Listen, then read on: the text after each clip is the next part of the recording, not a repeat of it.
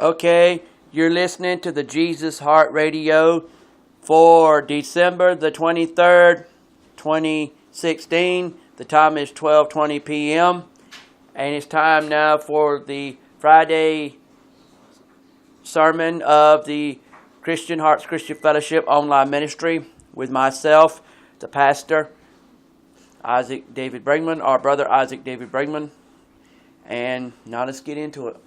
You do know, folks, as I always say nowadays, that I am not just a pastor of the Christian Hearts Christian Fellowship online ministry, but I'm also the founder, CEO, creator, and DJ at the Jesus Heart Radio. So, with that being said, understand that's why some of the shows I do have to do with me speaking on it, and some to do with other people speaking on it, because those are shows and music that I play that reflect upon what I feel y'all need to hear or want to hear. But with that being said, let's get into it. Our Father who art in heaven, hallowed be thy name. Thy kingdom come, thy will be done on earth as it is in heaven. Give us this day our daily bread, and forgive us our trespasses as we forgive those who trespass against us. And lead us not into temptation, but deliver us from evil. For thine is the kingdom and the power and the glory forever and ever. You, Lord, are my shepherd. I will never be in need. You let me rest in fields of green grass. You lead me to streams of peaceful water, and you refresh my life. You are true to your name, and you lead me along the right paths. I may walk through valleys as dark as death, but I won't be afraid. You are with me, and your shepherd's rod makes me feel safe. You treat me to a feast while my enemies watch. You honor me as your guest, and you fill my cup until it overflows. Your kindness and love will always be with me each day of my life, and I will live forever in your house, Lord. Now that prayer right there, a lot of people don't know that it is two different prayers, but some people run them together because they realize that the message behind the two prayers is so important that you don't need to separate them, that you need to put them together as one long prayer. And some people don't know the significance of that prayer. You know right now that prayer is more important than ever in history. Do you not realize that this prayer means a lot more to the world than it used to? Used to, you couldn't even go down the street without having someone kick you in the rear end because they got mad at the fact that you did something that they didn't do. And I don't mean literally kick you in the rear end. I'm talking about metaphorically. You know, like, well, you over there doing that with so-and-so and this and that. And I'm like, yeah, so what of it? Well, what it was, they got mad because you were doing what they wouldn't have the guts to do. They wouldn't stand up and talk about God openly. They wouldn't stand up and talk about Jesus openly. So in order for them to do that, they would have to give up that rough edge, that rust on them, that crud on them. But they don't want to do that. They think they're sharp enough. They're like this. They're like the little made-up story about a knife or a sword or like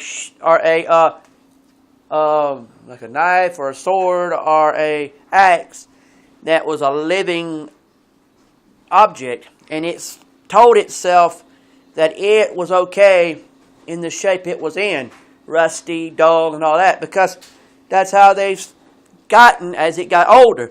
So, knowing that there's a life where they could have gotten the rust off, got the sharpness back, and the sheen and the shine back on them, they didn't want that because they never thought that they could ever be a time like that again in their life. They just thought that was part of their past. You know, they had it going one time, and since you know, it's almost like the world gave up on them and the world done stuff to them. Look, brothers and sisters, I've had the world do junk to me, and I know what it's like. But I didn't sit there and say, well, you know, maybe I did say some stuff about it, but you got to learn when the Lord comes into your life, wise up about it. Wake up. Don't fall over acting like you've lost your ever-loving mind, because if you got a loving mind, you use it for Christ. You use it for Jesus. You use it for God.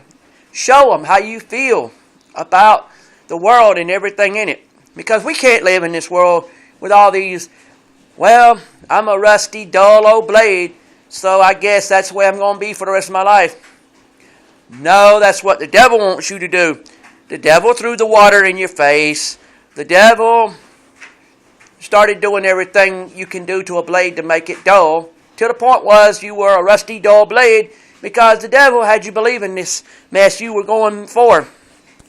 And people, if we stop all that mess that God is saying is wrong and start doing the things that God says is good, because God just told you in your face. He said the devil's wrong and you can be right.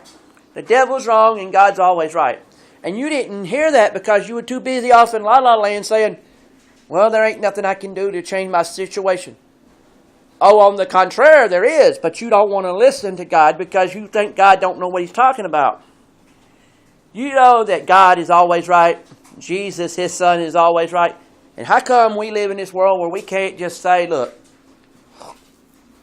my belief is, if you're a Jewish man, if you're a Muslim, if you're an atheist, if you're a Baptist, if you're a Methodist, and you say that what I believe in is what you believe in too, and you say you want to join a race, well, I wouldn't say a race, I say a group of people that believe in the same things that I do when it comes to religion, then once I get to the point of going beyond just the internet church and go to internet and an actual building church, then you're all welcome. I mean, because God says that God did not say that all religions have to be the same. And God did not say that every religion that He approved of was going to be the right one. He said, and not or the wrong one. Well, if God approved of it, it's never wrong. So there's where I messed up, see? Now you say, did you mess up or did you do it on purpose? Well, you'll never know, but I'll tell you this one thing. There's a point to be made here. You see what it says about God and Jesus. If God and Jesus approve of a